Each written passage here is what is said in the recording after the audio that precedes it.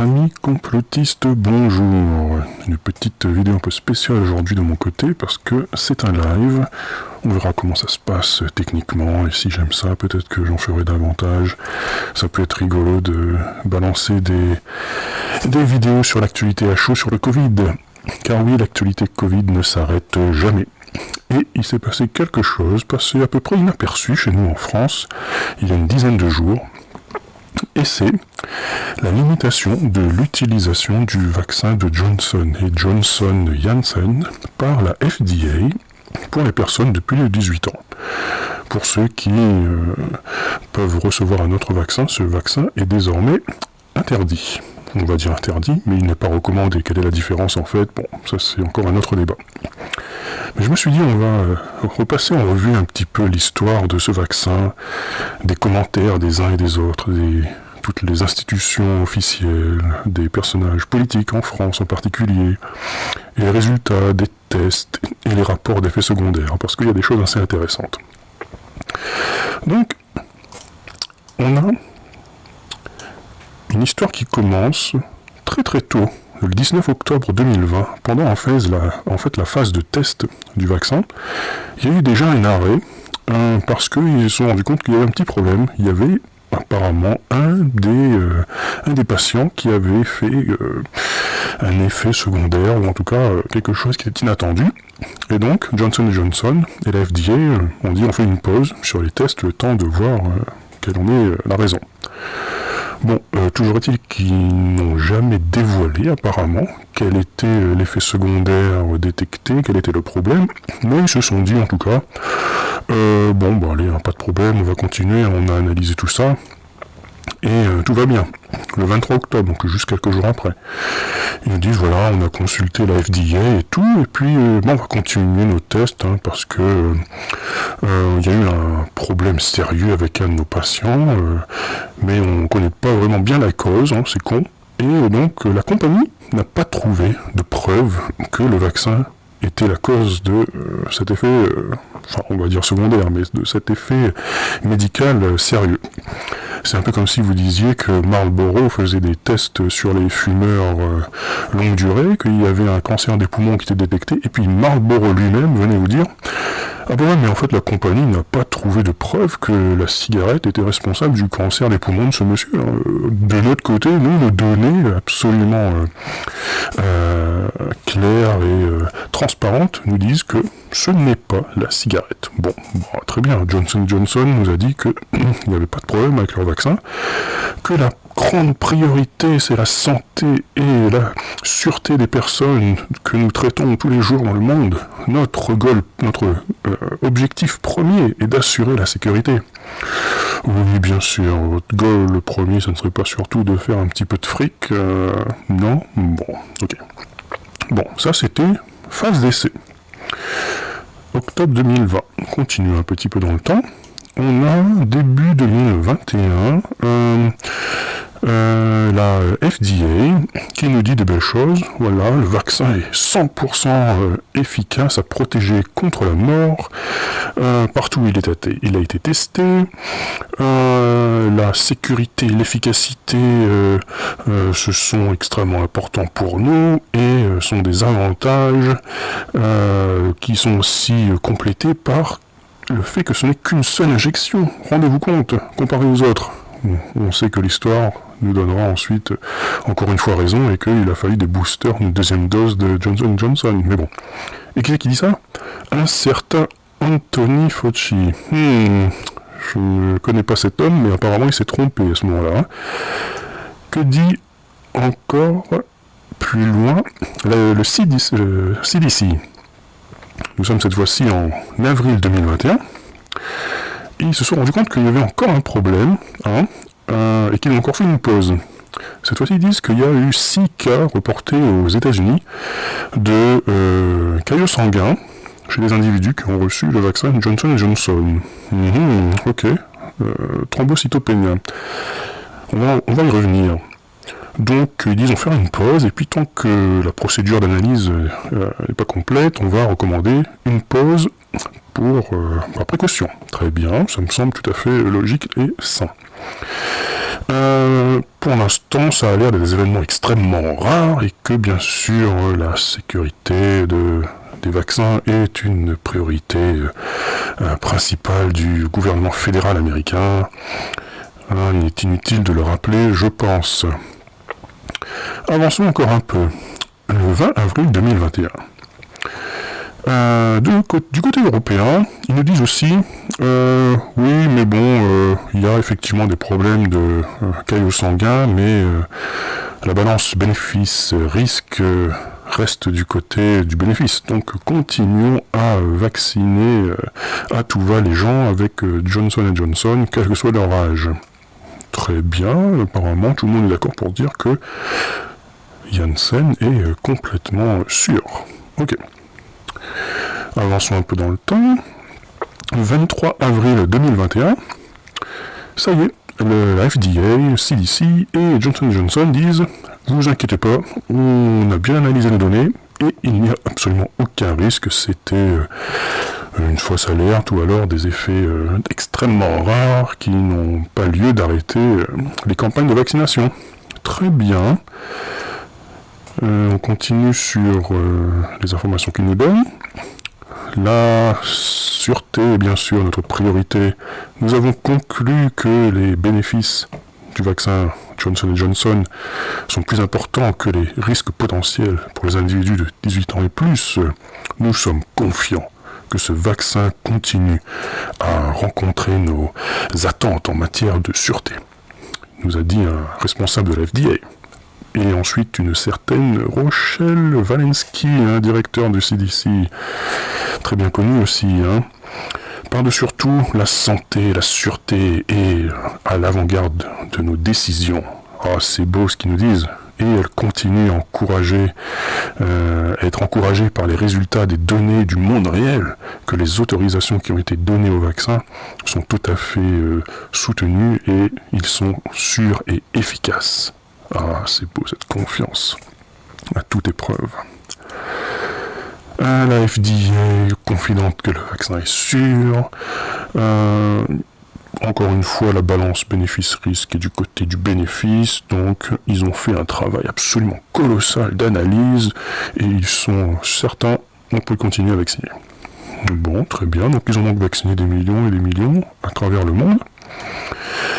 Que nous dit l'Organisation mondiale de la santé?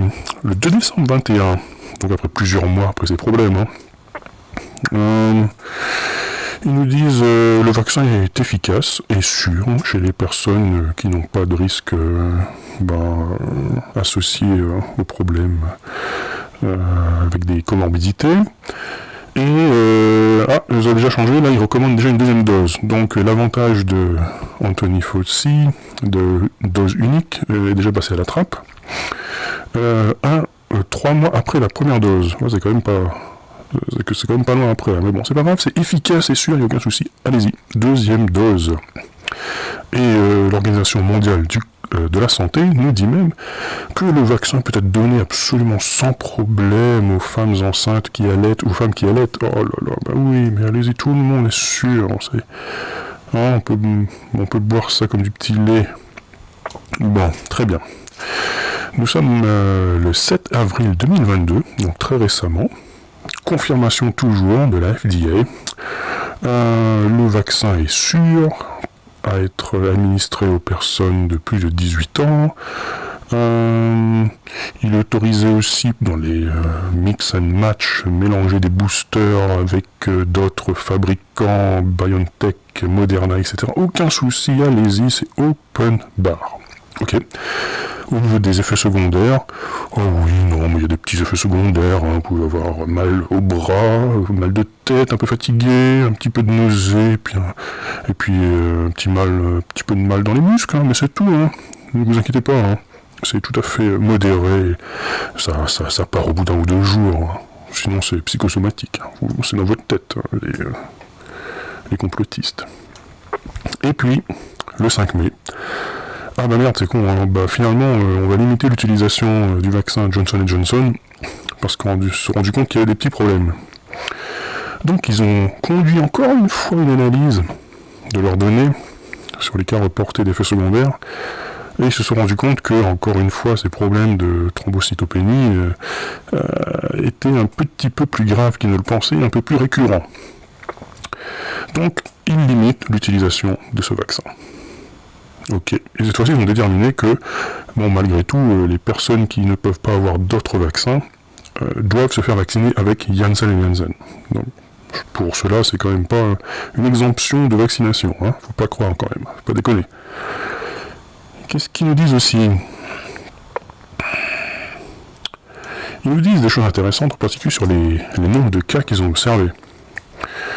Ils nous disent même que cette décision aujourd'hui de limiter l'utilisation de Janssen est une preuve formidable que notre système de surveillance, pharmacovigilance marche formidablement, hein, et que c'est aussi la preuve que nous sommes à 100% derrière l'assurance que nos décisions sont guidées par les données. Oui, bien sûr. Ils nous disent qu'ils se sont rendus compte qu'il y avait 15 cas de thrombocytopénie qui ont été reportés dans VAERS. Hein, VAERS que beaucoup ont négligé, ont craché dessus en disant oui mais non, mais ça veut rien dire, causalité, corrélation, blablabla, ça n'a jamais rien démontré, blablabla. Voilà, même le CDC l'utilise pour limiter Janssen, il ne faut quand même pas déconner, donc les données de VAERS sont utilisables. Et donc, comparé aux 6 cas qui avaient été reportés précédemment dans la première pause, sur 8 millions de doses, 15 sur 8 millions, ok, 15 sur 8 millions, ça fait 100%, c'est vraiment pas beaucoup, hein. Donc les mecs se sont mis à arrêter, ça c'était la première pause, pardon. Donc, effectivement, c'était très faible, donc ils n'ont pas senti le besoin d'arrêter le vaccin à ce moment-là, parce que le risque Covid était très vraisemblablement supérieur à celui-là. Bon, très bien.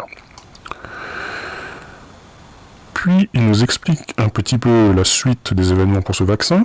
En décembre 21, nouvelle mise à jour de leurs données. Aucun problème.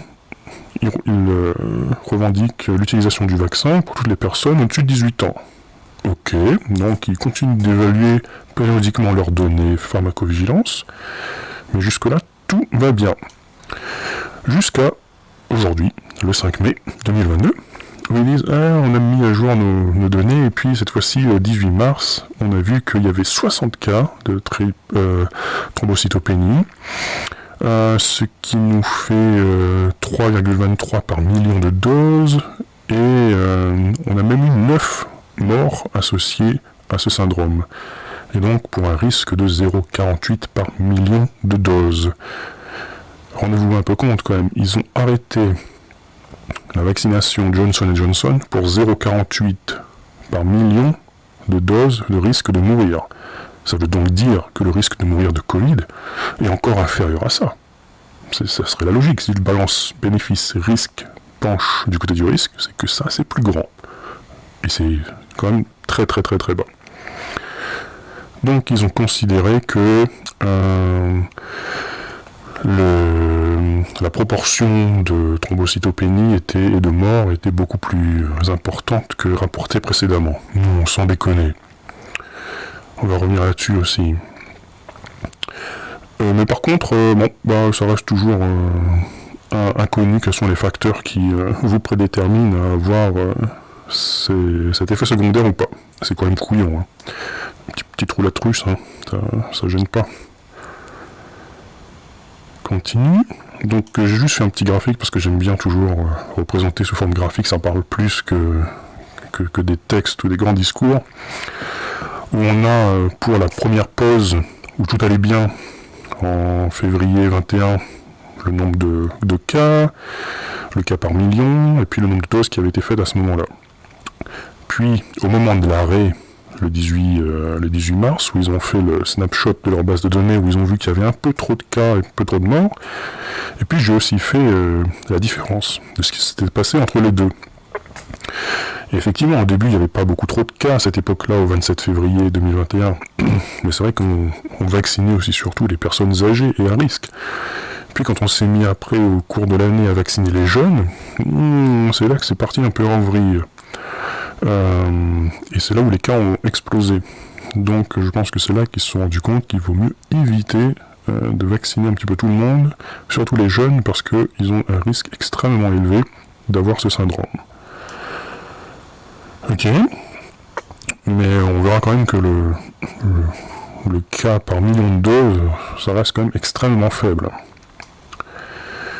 Continuons. Et là j'ai envie de lancer une petite vidéo de notre cher ministre Véran, qui nous disait ça le 4 mai 2021. Un autre vaccin, puisqu'on a appris que le Danemark, qui a abandonné l'AstraZeneca, vient d'annoncer le retrait aussi du vaccin Johnson & Johnson, dont il a commandé 8 millions de doses quand même, affirmant, et je cite, que les avantages ne l'emportent pas sur les risques d'effets indésirables.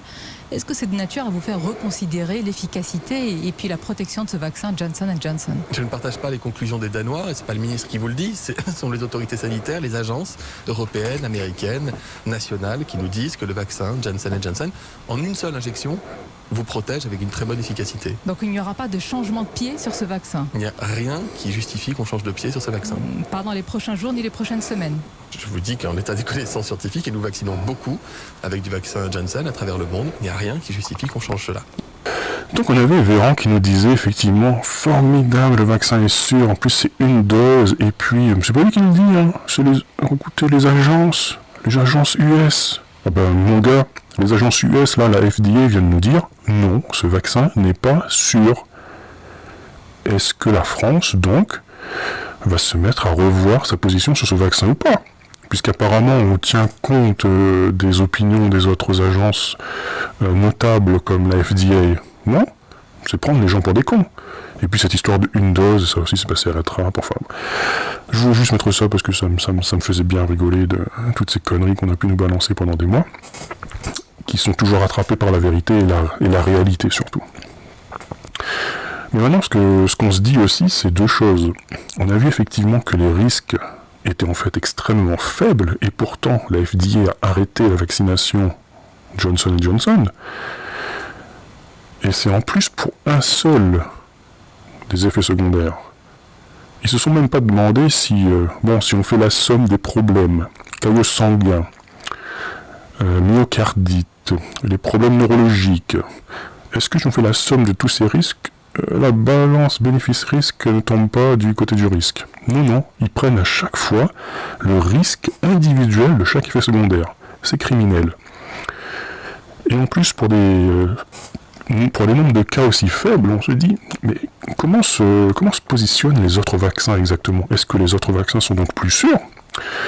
Je suis allé voir un petit peu, et puis il y a cette étude de Vaers et de Eudravigilance, donc aux États-Unis et en Europe, assez récente également, 3 février 2022, donc à peu près dans les mêmes temps que la décision de la FDA, quand ils ont arrêté leur décision.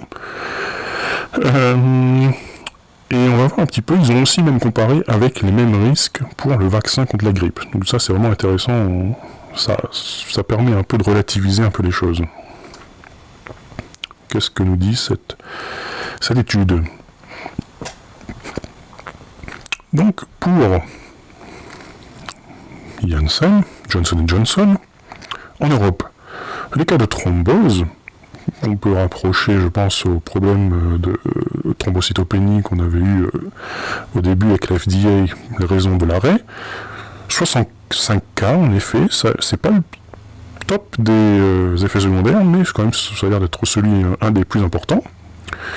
Et aux US, par contre, on avait encore très peu de cas comparé à d'autres problèmes comme un échec sévère de la respiration, embolie pulmonaire, c'est quand même pas des trucs rigolos, quoi. C'est pas juste la toux, quoi, ou des problèmes dans le bras, là où on vous a injecté. Et donc, c'est là qu'on se dit, mais les mecs à la FDA, ils ont arrêté le vaccin sur ce 22-là. Ils ignorent ça, et puis éventuellement tous les autres qu'il y a dessous. Si on fait la somme de tout ça, mais on arrive à quel risque? C'est quand même incroyable. Moi, ça me fait peur. Et là où je revenais aussi sur la comparaison avec les autres vaccins, Bon, la myocardite et péricardite, on sait que ce sont des problèmes extrêmement récurrents chez les vaccins mRNA. On a quoi en Europe, Eudravigilance? On a 141 cas de myocardite, aux US 117, du côté de l'Europe et Pfizer 375 myocardites, 103 myocardites chez les US dans VAERS. On va nous dire, oh mais oui, mais c'est parce qu'il y a tellement plus de millions de doses de Moderna et de Pfizer qu'on a ce nombre incroyable de cas, mais en fait, ça reste que très petit en pourcentage des doses, etc., comparé à ça. Hein. Ouais, ok, ben voyons ça un petit peu. Là, j'ai juste fait encore une fois le graphique histoire de voir, donc on rend compte quand même que ça, c'est ça, ce nombre de cas de thrombose qui a poussé la FDA à arrêter Johnson & Johnson. Et de l'autre côté, on a ça dans les problèmes de myocardite. Bon, passons. Je pense qu'il n'y a pas besoin de mettre une règle ou des calculs compliqués pour voir qu'il y a certains qui sont plus grands que les autres, hein, mais bon. Donc je disais, voyons maintenant les proportions par 100 000 personnes exposées, puisque les gens vont nous toujours parler en valeur absolue, etc. Bon. Les problèmes cardiovasculaires, Eudravigilance en Europe. Pour AstraZeneca 5,81, pour Johnson 0,85, Moderna 3,63, Pfizer 11,23. Alors que pour les vaccins contre la grippe, on était à 0,21. Bon, très bien. Là, c'est le rapport, hein, pour 100 000 personnes exposées. Et au niveau des thromboses, les vaccins contre la grippe, on est à 0,02. AstraZeneca 4,56. Johnson & Johnson, on était à 0,91. Et la FDA a arrêté sur ce chiffre. 1,31,32 pour Moderna, 3,31 pour Pfizer. Comment Pfizer, qui est 3 fois supérieur au niveau des risques de thrombose, n'a pas été arrêté? Bon.